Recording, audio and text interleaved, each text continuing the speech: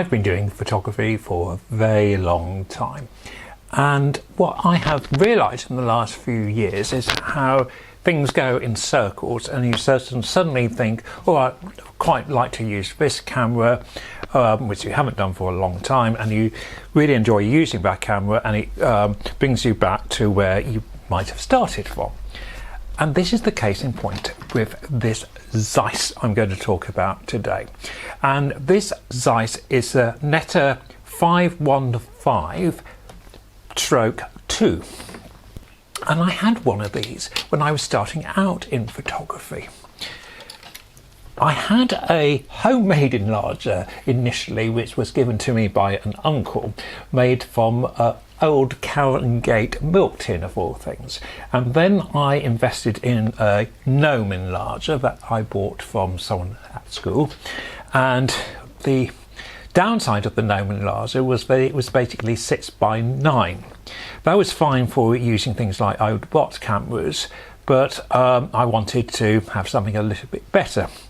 And there was a great camera shop in Dorchester at that point called Dorchester Studios, and run by a really nice guy called Mr. McGilly.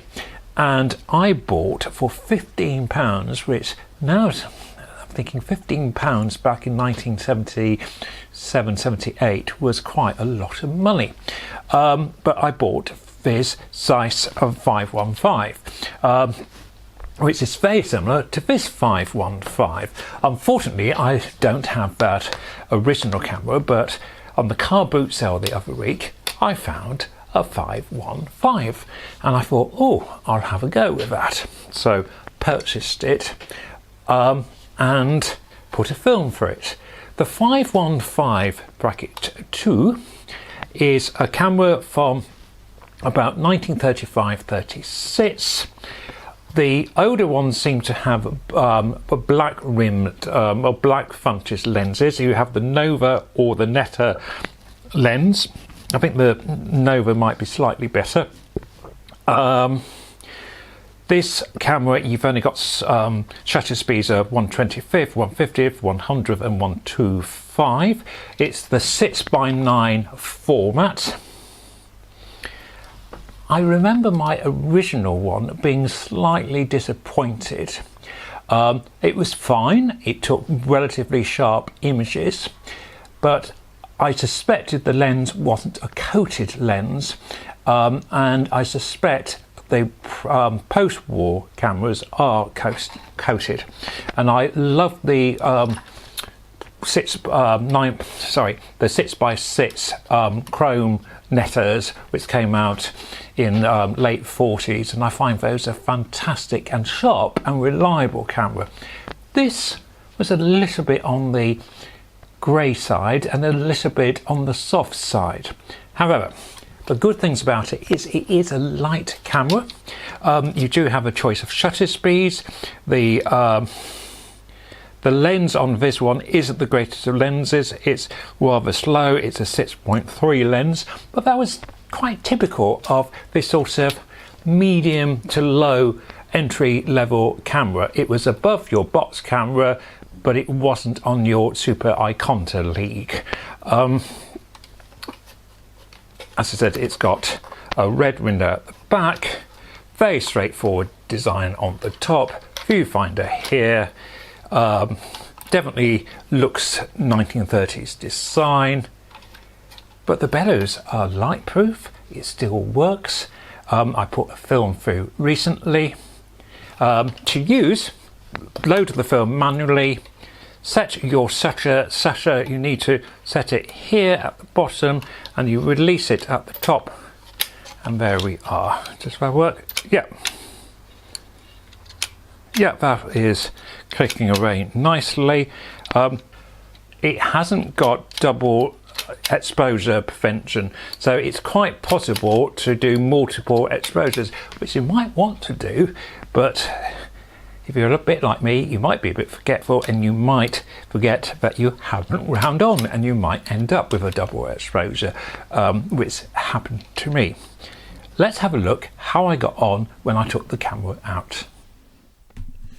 I took the camera out in Swannies, and this first shot is absolutely fine. It's quite sharp, it's quite clear, it's absolutely fine. Bit on the slant, however, this of the pier is a little bit soft, I think, maybe a little bit grey.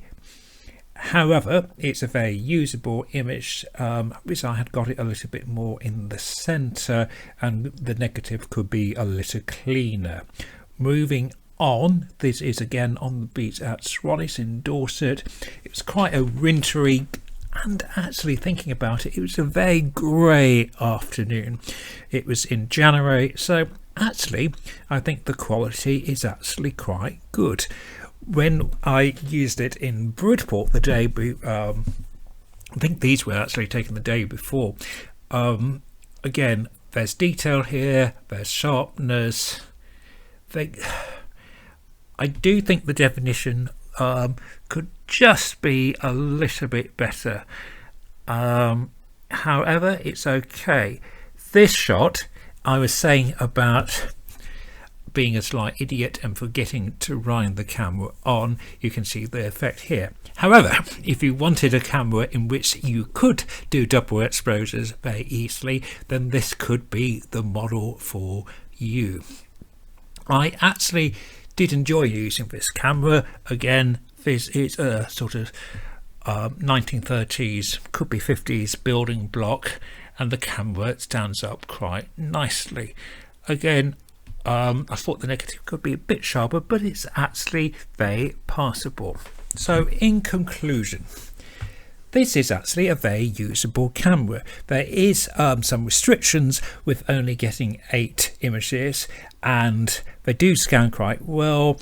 As you can see, this isn't the camera in the best of conditions. However, it proved to be usable. Thanks for watching. Bye for now.